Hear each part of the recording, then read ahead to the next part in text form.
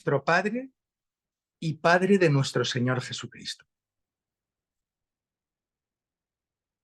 Y otra vez, nuestro Dios y Padre de nuestro Señor Jesucristo.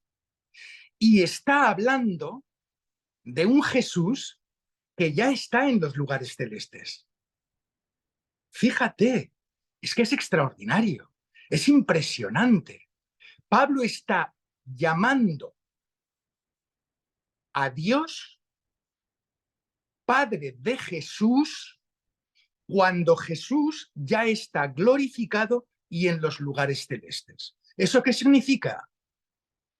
Alabado sea nuestro Padre y Dios de nuestro Señor Jesucristo. Le ha dado la vuelta. Ya no es Dios y Padre de nuestro Señor Jesucristo, sino Padre y Dios de nuestro Señor Jesucristo. Así que en los lugares celestes Jesús considera a Dios, al Padre, lo considera Dios. Eso es muy importante. Eso es muy importante porque nos cambia la perspectiva sobre que en los textos de Pablo, en los que parece decir que Jesús es Dios, habrá que analizarlos uno por uno, traducirlos muy bien, interpretarlos mejor todavía y llegaremos a la conclusión de que hay muchas traducciones facciosas, tendenciosas. ¿Por qué? Muy fácil.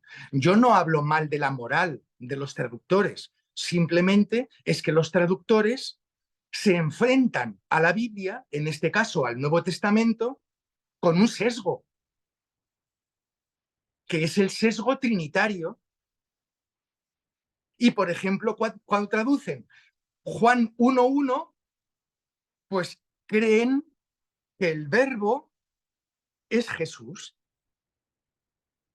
Y no es así, porque en ninguna parte del Nuevo Testamento, y por supuesto no del Antiguo, se nos dice que el verbo es Jesús. No, en absoluto. Lo que se nos dice es que el verbo habitó carne, se hizo presente en el nacimiento de Jesús y fue acompañándolo el verbo de Dios, que no es una segunda persona de la Trinidad, sino que es la palabra, el atributo constituyente de Dios, que es el verbo, y con su palabra crea el universo. Vale, pues ese verbo, esa palabra de Dios, habita carne en Jesús y lo dota de la dirección que necesita seguir Jesús de Nazaret para cumplir hasta el final y hasta sus últimas consecuencias la misión a la que ha venido, que es a salvar a toda la especie humana. Y me refiero con misión, el plan de la salvación, como la manifestación sublime de la forma de ser del Padre. Esa es la salvación. Que te conozcan a ti. Esta es la vida eterna. Que te conozcan a ti, al único Dios verdadero y a Jesucristo a quien has enviado. Y que te conozcan no significa y que yo muera. No, no. Yo no he venido a morir. He venido a vivir mostrando al mundo cómo eres tú, Padre, tu bondad, tu amor incondicional, el consuelo que produces, tu protección, tu seguridad. A eso he venido yo. Pero sé, porque me lo ha revelado el Padre, que hacer eso en la Palestina del siglo I, que es cuando he nacido, me llevará a la muerte. Así que, por favor, los textos de Pablo en los que se habla supuestamente de la divinidad de Jesús, tomemos si no sabemos griego, tomemos un Nuevo Testamento interlineal y fijemos los conceptos, qué término y qué significa en el contexto también del griego. y después cojamos un diccionario bíblico para que nos haga más fácil comprender lo que está significando el término que acabamos de traducir, y después hagamos una hermenéutica, es decir, desplacemos de forma voluntaria los términos de un sitio para otro para ver cómo cuadra de la mejor forma posible ese versículo en todo el resto de la revelación divina. Ya deberíamos, por de sí, deberíamos poner en duda la divinidad de Jesús cuando leemos todo el Antiguo Testamento.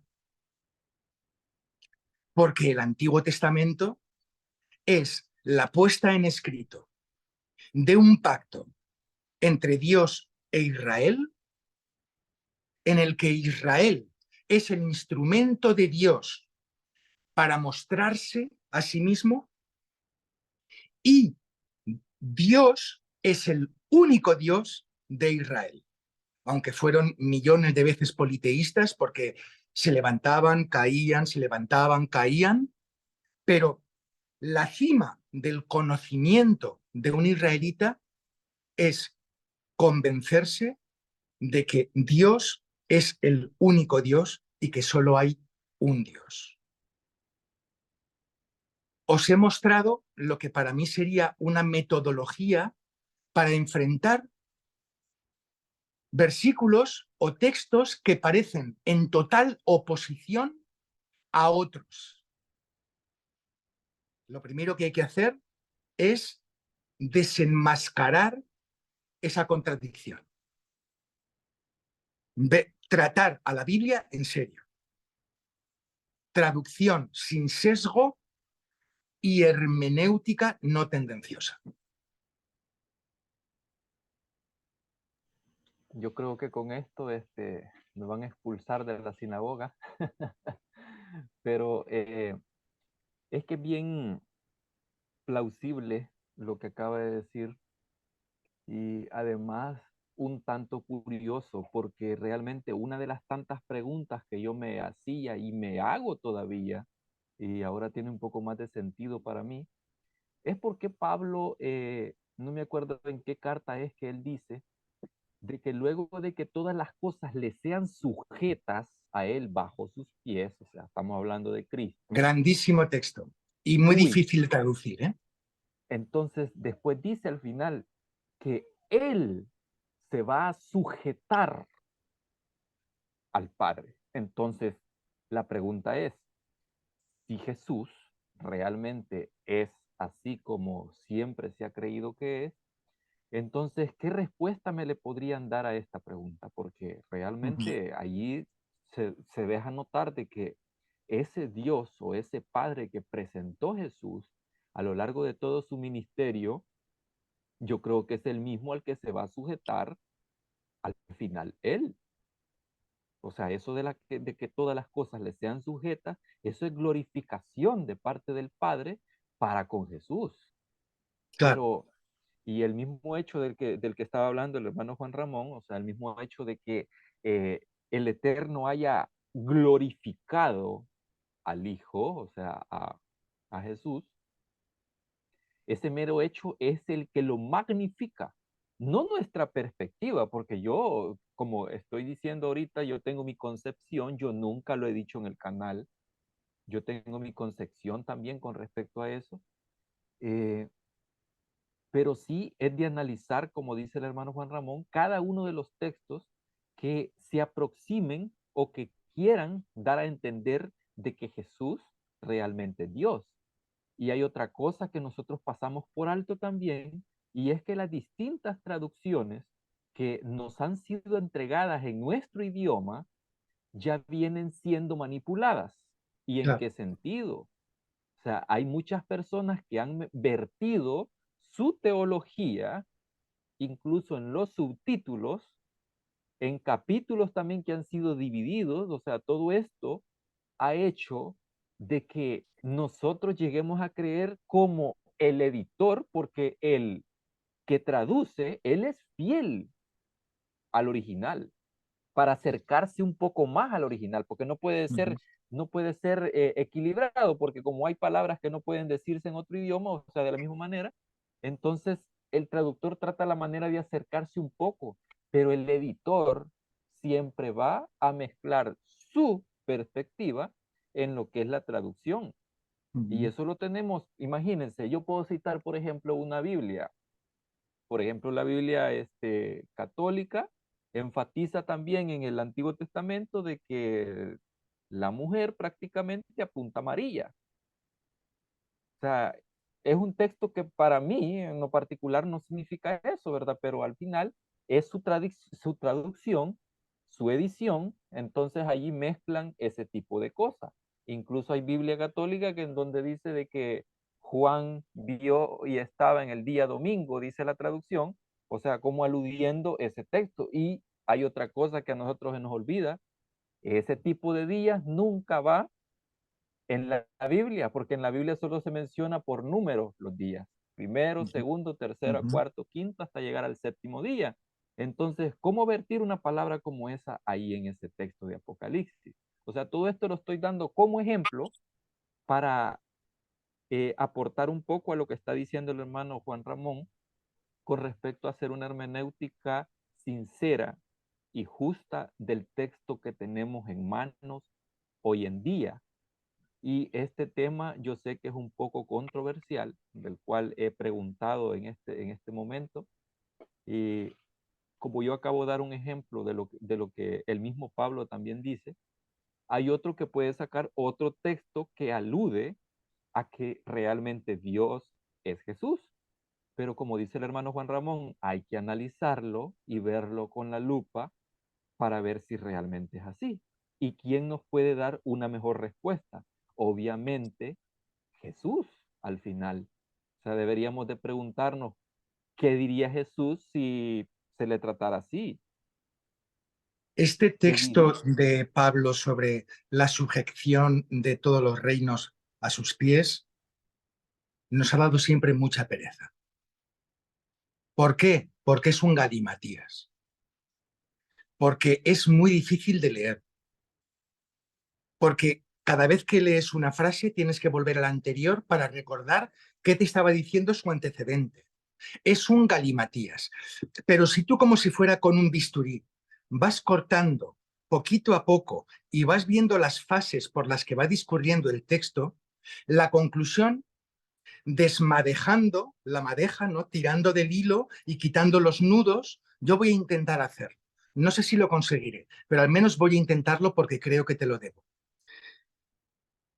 Dios es el rey de todos los reinos y entrega el reino a Jesús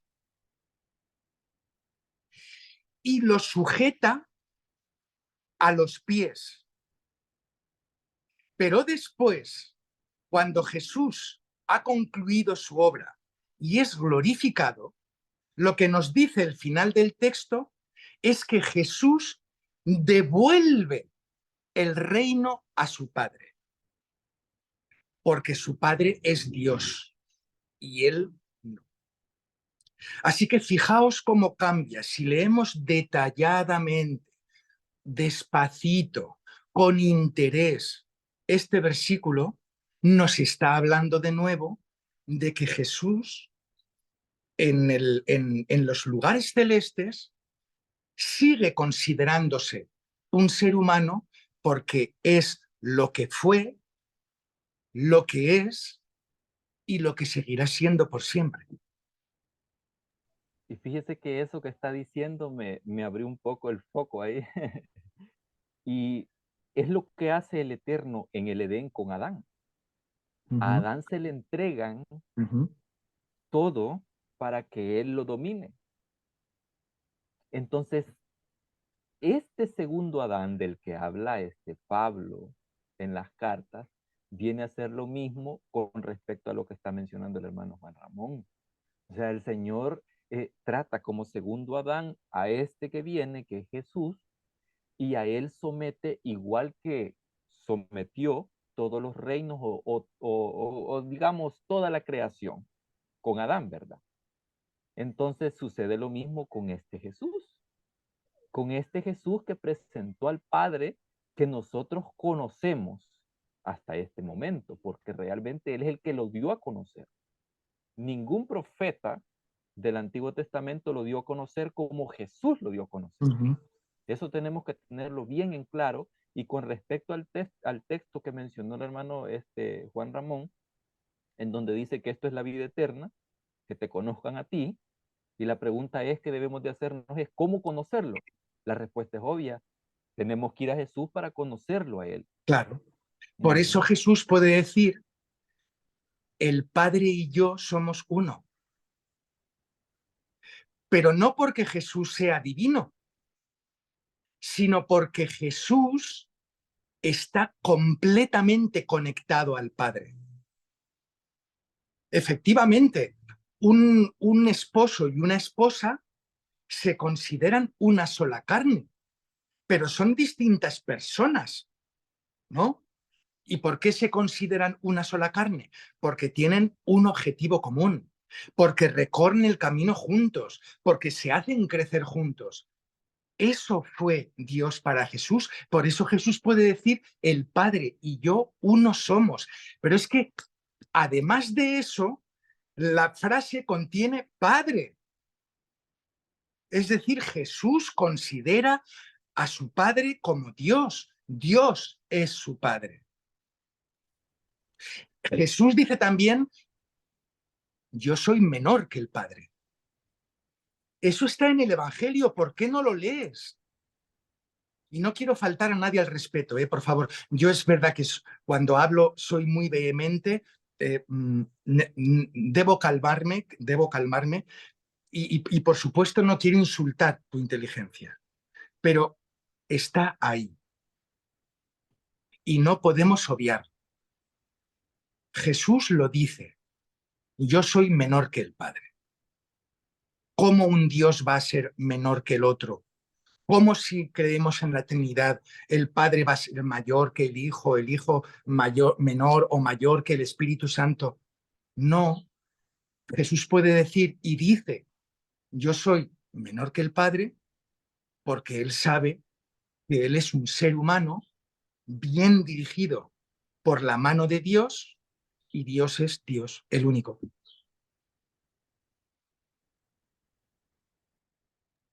Bueno, todo esto ha estado pero bien interesante y hoy sí, como dicen los mexicanos, hoy sí le metimos bastante chile a lo que es el relleno, pero Mucho picante, mucho picante.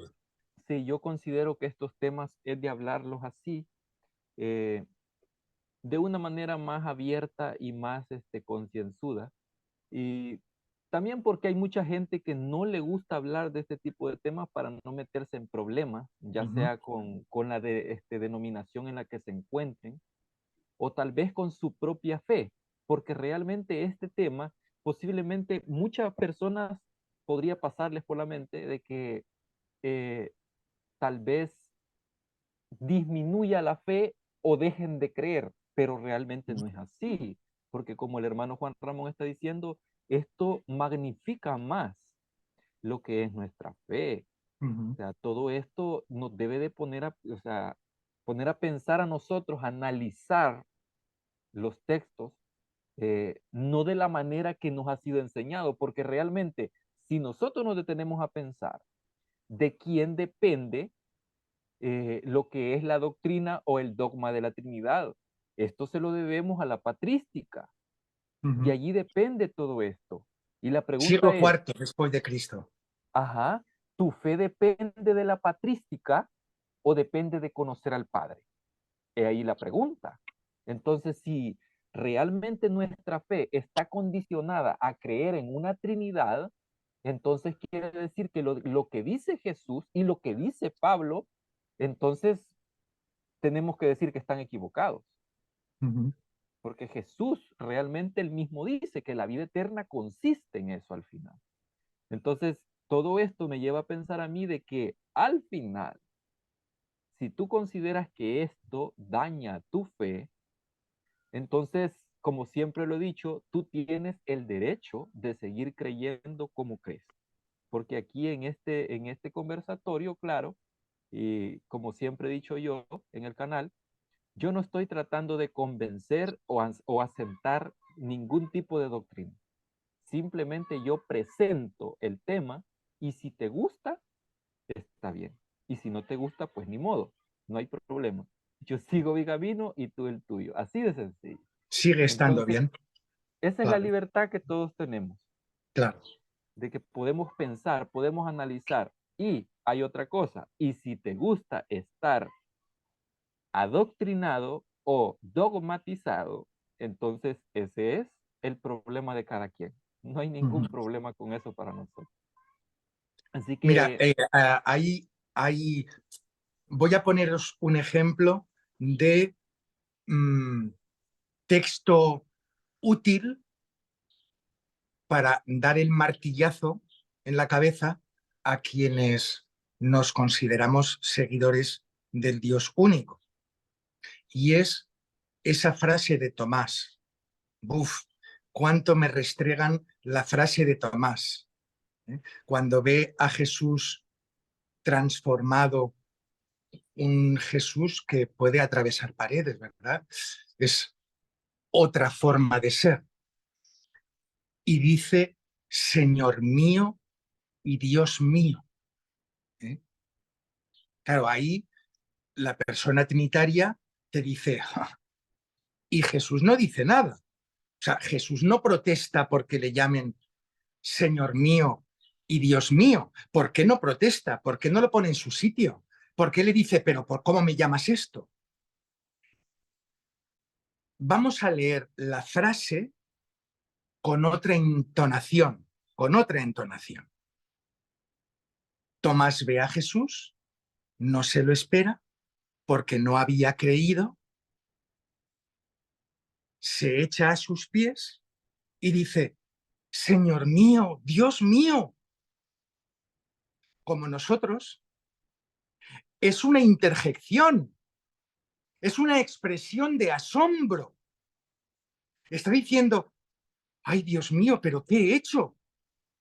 ¿Qué he hecho no creyendo? Pero si era verdad, ay Dios mío, por favor. No le está llamando Dios mío Tomás a Jesús. Está pronunciando una expresión del asombro que le produce ver a Jesús delante. Pues fíjate, ese martillo se ha convertido de repente en trozo de mantequilla. Y no me envanezco de nada, ¿eh? No es, no de, porque de verdad no me gusta. Y no me gusta aplastar, y no me gusta vencer. Eso para mí no tiene ninguna importancia. Pero que por favor, cambiemos el sesgo. Es decir, si hemos mirado siempre así, miremos ahora así. Démosle la vuelta, porque puede ser que con un par o 3 o 30 lecturas de un texto podamos decir, ostras, pero es que esto puede entenderse de otra forma. ¿Y si es así? Y esta nueva forma que he descubierto que se puede entender el texto es mucho más compatible con todos los demás textos de la Biblia, pues eso os propongo, nada más. Desde toda mi humildad, ¿eh? Yo no quiero faltarle el respeto a nadie. sí, ha estado muy, pero muy interesante esta conversación. No esperaba o sea, llegar, como dije yo, a a esta pregunta, pero al final, como dijo el hermano Juan Ramón, tenía que hacerla, porque realmente ya le he escuchado algunos temas a él y nunca pensé que él, pues, tuviera esa visión con respecto a Jesús. Pero ahora que nos damos cuenta de cómo piensa él, o sea, cómo cree él, yo considero que no podemos despojarlo de lo que es su fe, porque realmente cuando alguien viene así, con un pensamiento de esta índole, lo primero que pensamos es, ah, no, este está fuera de la iglesia o este está perdido, cualquier cosa comenzamos a decir decir con respecto al hermano y hay otra cosa. Herejías, locuras y otras cosas, ¿no? Ajá, por eso se llama estos conversatorios de esta manera y este es el segundo. Eh, ¿Qué más iba a decir? Algo que mencionaba y es bien interesante el hermano, es que cuando a uno le restriegan, así como él dice, en la cara algún texto, o sea, la persona lo toma como un contratexto de lo que uno está presentando. Ujú, Pero hay una cosa que siempre pasa por alto a una persona. Nosotros sabemos que cuando estudiamos un tema, nosotros no pasamos por alto un texto para que nuestro argumento sea mucho mejor, sino que tomamos en cuenta aquel texto y lo hemos leído e incluso lo podemos tomar en cuenta dentro del tema que estamos tratando. Y si no lo tomamos, no quiere decir que no lo hayamos estudiado antes de presentar el tema. Esto tiene que tenerlo bien en claro aquella persona que comenta y dice, ustedes dicen esto porque no han leído este texto. Es que no lo hayamos leído. Lo que pasa es que no podemos tomar todo ese gran puñado de texto y traerlo a ustedes para decirles, miren, aquí está, hagan lo que quieran con estos textos, pero yo así creo. No, vamos a ujú. tomar lo esencial y lo vamos a presentar a ustedes de una manera que ustedes lo digieran más despacio y lo puedan analizar más mejor. Y Y eso es en lo que ha de todo entender. caso, perdóname, en todo caso, es importante que, aun con toda nuestra buena intención, aun con todo el tiempo que pasamos y que hemos pasado estudiando las escrituras, y aun sintiéndonos en el derecho de expresar cómo entendemos nosotros a la deidad, eso no significa que no podamos estar equivocados. Es decir, enfrentar al otro siempre con la humildad de quien se sabe de verdad ser humano y por lo tanto falible. Y podemos fallar y equivocarnos. Así que, por eso mismo, cuando contamos estas cosas, aunque haya vehemencia, ha de haber también humildad. Y yo le pido al otro que debate conmigo, que pueda sentirse de igual forma humilde para al menos escucharme. Después, a mí, francamente, yo tengo ya la piel muy dura, no me importa si me da zascas en la boca, si en las redes me pone a parir, yo lo leo todo, a mí no me hace daño, gracias a Dios ya no me hace daño, entonces puedo permitirme el lujo de leerlo, leer a esas personas. No me hace falta bloquearlas, yo no he bloqueado nunca a nadie, he amenazado con hacerlo porque estaban perdiendo el respeto a algunos de mis lectores, eso no lo permito, pero conmigo pueden hacer lo que quieran y ellos lo saben. Yo les hablaré con vehemencia o les escribiré con vehemencia, pero primero respetando siempre al otro y segundo sabiendo a ciencia cierta que por crédulo que esté en un asunto, puede equivocar. Y eso es lo bueno de afrontar pues que nosotros somos seres humanos y estamos tratando de comprender al Eterno. O sea, tenemos que ser Claro, sinceros con nosotros mismos claro. y tenemos que decir lo mismo de todas las personas que escribieron con respecto al Eterno en la Biblia. O sea, ¿quién nos asegura a nosotros de que ellos no pueden estar equivocados con respecto al Eterno? O sea, haciendo énfasis, por ejemplo, en Jesús, ¿verdad? Por ejemplo, si Jesús presentó al Padre así tal como es, entonces de él yo no tengo ningún tipo de duda. Pero de las demás personas, yo considero que sí. Ya de todos los profetas, de todos los otros escritores, yo considero pues que ellos sí son falibles, no infalibles, porque son seres humanos como nosotros que posiblemente pues no tuvieron la lucidez o la luz que podría llegar a nosotros. Y como dice el hermano Juan Ramón, o sea, debemos de aceptar de que nosotros podemos equivocarnos en cualquier momento. Así que ha sido muy interesante, mi hermano, toda esta plática, este conversatorio Y de, para mí, Juan Miguel. de me encanta cuando Mm. usted viene pues y platicamos porque realmente a mí me hace falta también. Platico con otros, pero igual, o sea, no es lo mismo platicar con una y otra persona, sino que se siente muy diferente. Eh, pero sí, lo esperamos para el próximo. Ojalá pues sea posible tenerlo otra vez dentro de 2 semanas o de Ujú. 3. Así que ahí vamos a estar en contacto. Y pues Estaré encantado. Estaré encantado, Juan Miguel. Y solo quería dejar una frase sobre todo este asunto que hemos debatido, sobre el que hemos conversado. Y es que todo lo que Jesús nos contó del Padre es verdad, pero Jesús no pudo contarnos toda la verdad del Padre, porque era un ser humano y por lo tanto, como nosotros, no podía abarcar toda la verdad del Padre. Pero de lo que sí podemos estar seguros es de que todo lo que sí nos dijo sobre el Padre es verdad.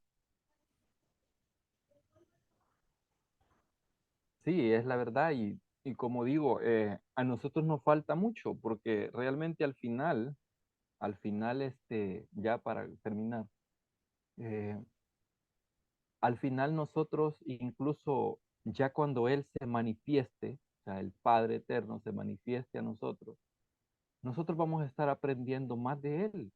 Por eso es que el hermano acaba de decir que Jesús no pudo presentar o darnos toda la información con respecto al Padre. Así que ahí les dejo eh, este tema, pues que como dije va a estar la primera parte en el canal de el hermano Juan Ramón. ¿Cómo es que se llama el canal, mi hermano? Se me ha ido el nombre. El jesuano gruñón. Ah, el Jesuano Gruñón. Ahí va a estar la primera parte. Y en la descripción siempre vamos a dejar lo que es el enlace para que ustedes puedan ir a la segunda parte. Y en esta Ujú. ocasión va a estar en mi canal, El Reino en Parábolas.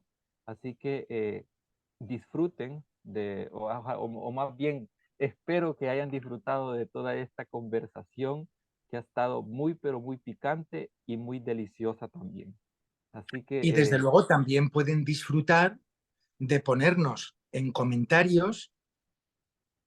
A mí personalmente me da igual el tono, mientras no se insulten entre ellos, pero yo estoy seguro de que tanto tu canal como el mío, no, a nuestros canales no vienen personas así.